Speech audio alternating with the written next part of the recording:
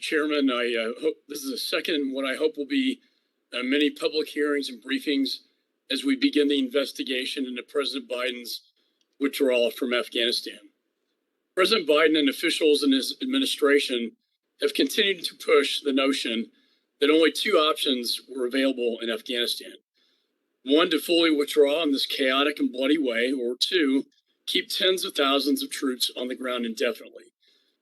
But I believe that is a false premise.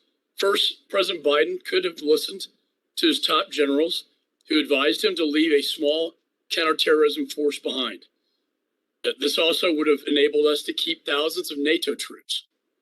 And no matter what the president has claimed in the media, it's abundantly clear that General Milley, McKenzie, and Miller all advised against a full withdrawal before the evacuation began.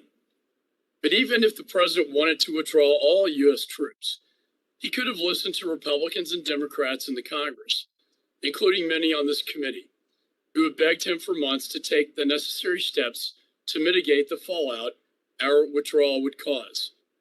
As one of our witnesses, Ambassador Crocker, and I wrote in our New York Times op-ed on May the 4th, before the United States completed our withdrawal, it was vital that President Biden, one, set up agreements with neighboring countries to provide ISR capabilities, two, develop a clear strategy for protecting our embassy staff and aid workers in order to continue our humanitarian assistance programs, three, honor the promises we made to our Afghan partners that fought alongside our troops, including our interpreters, through the special immigrant visa program.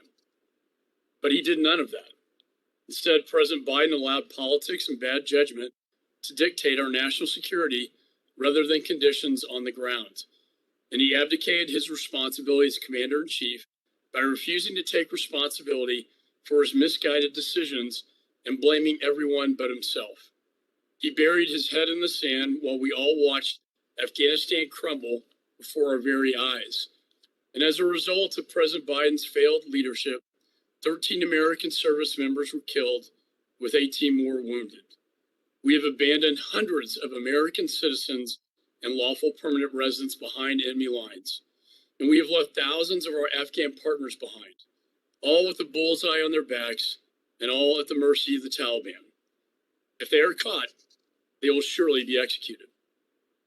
In other words, as General Milley said recently, our withdrawal from Afghanistan was a, quote, strategic failure. This disaster has also created a very real, long-term threat to our national security.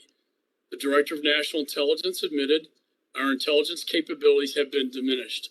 The Deputy Director of the CIA and the Director of Defense Intelligence Agency have said that al-Qaeda could develop capabilities to strike the U.S. homeland within 1 to 2 years. And General McKenzie said before Congress last week that it is, quote, yet to be seen if we can prevent al-Qaeda and ISIS from using Afghanistan to launch terror attacks into the United States and our allies. And on top of that, we have angered our allies, abandoned our partners, and emboldened our adversaries.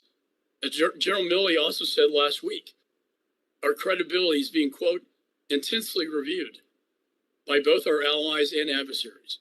And, quote, damaged is one word that could be used for our standing in the world.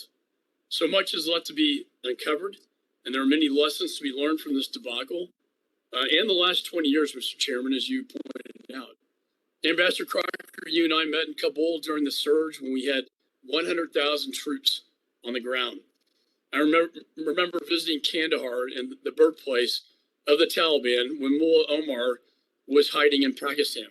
You and I agreed that a light footprint of 2,500 Americans plus NATO forces is a small price to pay for stability, and that any withdrawal should have been conditions-based. So I deeply appreciate you, sir, and our other witnesses for appearing here today to provide us with your insight. And Mr. Chairman, let me once again thank you for having this hearing, and I look forward to many more in the future. With that, I yield back.